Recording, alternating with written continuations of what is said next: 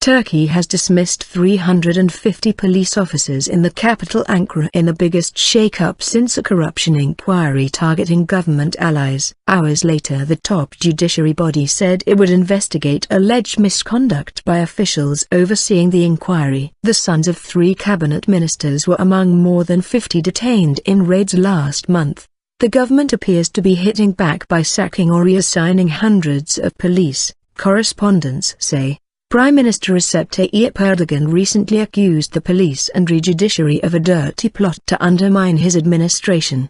He was forced to carry out a cabinet reshuffle after 3 of his ministers resigned following their sons' arrests. In the latest development, the Supreme Board of Judges and Prosecutors, HSYK, which appoints senior members of the judiciary, has said it will investigate prosecutors Zekeriya Oz, Muammer Akkas, Turan Colakkadi and Istanbul's newly appointed police chief Selami Altınok, reports say. Political plotting. The latest round of police dismissals was carried out under a government decree published at midnight. Those removed from their posts include chiefs of the financial crimes, anti-smuggling and organized crime units.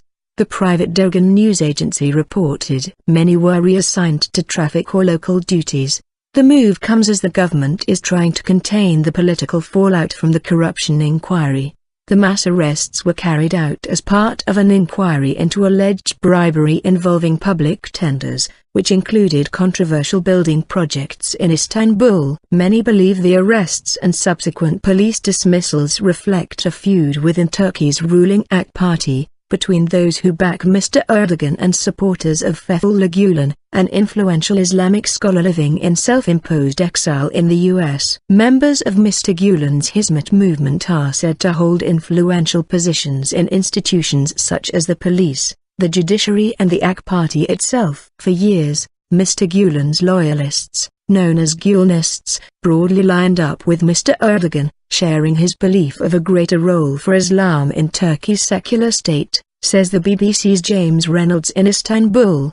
The movement helped Mr. Erdogan to win 3 general elections. Crucially, an undeclared Gulenist network in the judiciary and the police helped the government to remove the military from politics, our correspondent says. But many in Turkey believe that the Gulenist network has now gone after the Prime Minister's allies because it is unhappy with the way Mr. Erdogan dealt with anti-government protesters in Gezi Park. It is also said to be angered by government plans to close a number of Hizmet-run schools, a charge the movement itself denies. Turkey's army has said it does not want to get involved in political arguments, in response to rumors of a coup plot. The corruption inquiry continues, with Turkish media reporting at least 27 more arrests on Tuesday linked to allegations of rigging of tenders at a port in the province of Izmir. Officials of the state railway company are reported to be among those detained. Smear campaign. The scandal has prompted anti-government protests in Turkey's main cities in recent weeks, but Mr. Erdogan has pledged to fight on in what is seen as the biggest challenge to his government in his 11 years in office. He has called the corruption investigation a smear campaign and urged his supporters to vote for his AK Party in upcoming local elections. Turkey's lira has fallen to a new low against the dollar.